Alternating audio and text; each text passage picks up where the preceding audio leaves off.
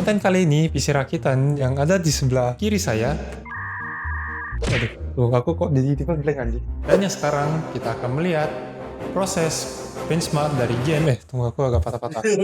Jadi begitulah hasil pengujiannya. Bisa dilihat kombinasi antara Gen i5. Dari kombinasi antara i5 12400F dengan RTX 3050 di game kompetitif. Bentar. Saya Anthony, selaku host member Turute.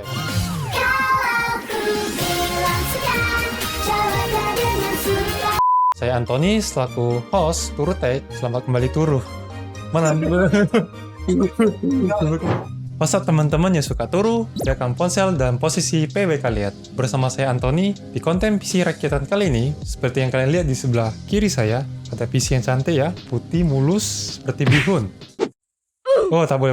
Jadi, konten kali ini kita akan membahas komponen apa saja yang kita pakai di PC rakitan ini, dan yang jelas kita akan melakukan beberapa pengujian skenario dalam game atau produktivitas bagaimana performa pada PC yang berpenampilan menarik ini. Nah, sebelumnya mari kita intro dulu.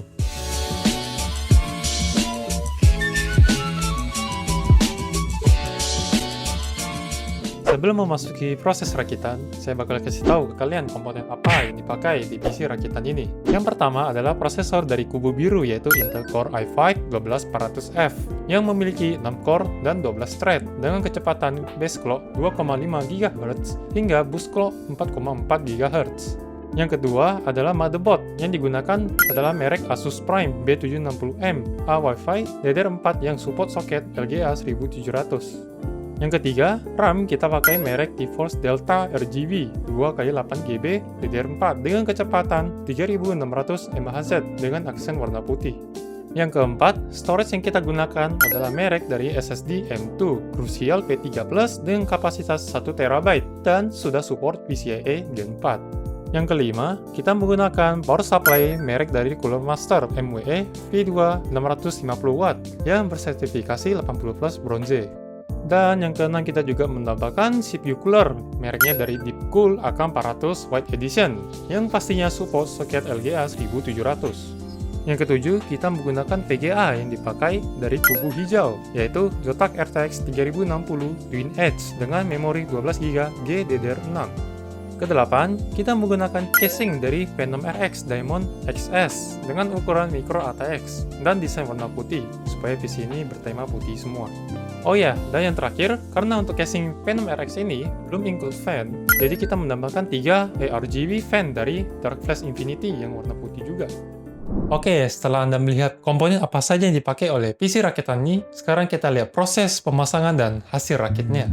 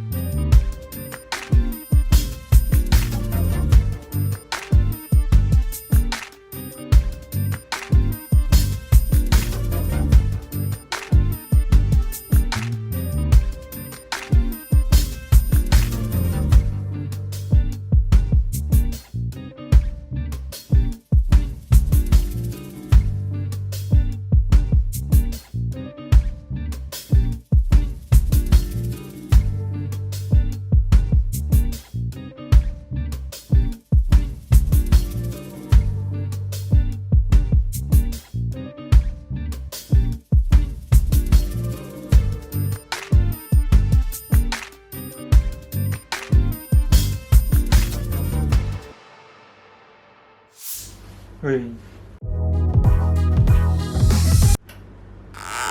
Hah?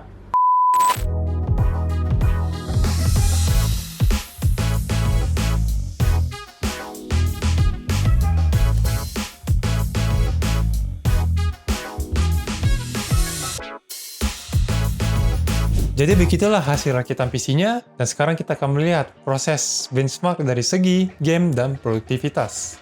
Game pertama yaitu dari Valorant dengan resolusi 1080p dan grafik rata kiri. Dan kita juga mencoba di mode baru yaitu Team Deathmatch mendapatkan rata-rata FPS 180 hingga 200 FPS. Nah, sebelumnya ada kesalahan settingan pada BIOS, ternyata kecepatan RAM masih berjalan di default ya, 2400. Tapi setelah di set ke profile XMP di 3600 MHz, FPS meningkat di rata-rata 300 sampai 400 FPS. Dan untuk suhu di CPU adalah 55 sampai 60 derajat dan GPU di 50 sampai 60-an derajat. Game kedua adalah Apex Legends di resolusi 1080p. Seperti biasa, settingan rata kiri dengan beberapa grafik seperti tekstur streaming di Ultra, anti-aliasing TSAA, dan Nvidia Reflex set di On plus Boost. Bisa kita lihat FPS yang didapatkan kisaran 130 hingga 200 FPS. Suhu CPU di sekitar 59 sampai 64 derajat, sedangkan suhu GPU di kisaran 69 sampai 73 derajat. Yang ketiga adalah game CSGO dengan resolusi 1080p dan settingan rata kiri semua. Kita mendapatkan kisaran di 200 sampai 300-an FPS. Suhu pada CPU di sekitar 50 derajat dan suhu pada di GPU di 60 derajat. Yang keempat adalah game Dota 2 di resolusi 1080p. Kita buat settingan advance mentok kanan dan FPS diatur maksimal di 240. Di dalam scene game, FPS di 170 hingga 200-an FPS. Dengan suhu di CPU kisaran 55 derajat dan GPU di 60 derajat. Yang kelima adalah game Genshin Impact dengan resolusi 1080p dan grafik kita buat rata kanan. FPS yang didapatkan hanya mentok 60 FPS. Suhu di CPU kisaran 50-55 derajat dan GPU di 60-65 derajat. Dan game terakhir dari Cyberpunk 2077 di resolusi 1080 juga. Settingan grafik ray tracing ultra dan DLSS off mendapatkan rata-rata FPS di 45-55. Suhu CPU di 60 derajat sedangkan GPU di 75-78 derajat. Kemudian kita juga ada tes CPU benchmark di Cinebench R15. Terlihat semua core pada CPU berjalan maksimal di 4,3 GHz dan maksimal suhu di 69 derajat. Hasil rata-rata skor di 1300 sampai 1400 GB, sempat drop di angka 1200-an. Kami juga sudah tes di kecepatan RAM default yaitu 2400 MHz, lalu di set ke 3600 MHz dengan profile XMP. Tetap tidak ada peningkatan skor yang cukup signifikan.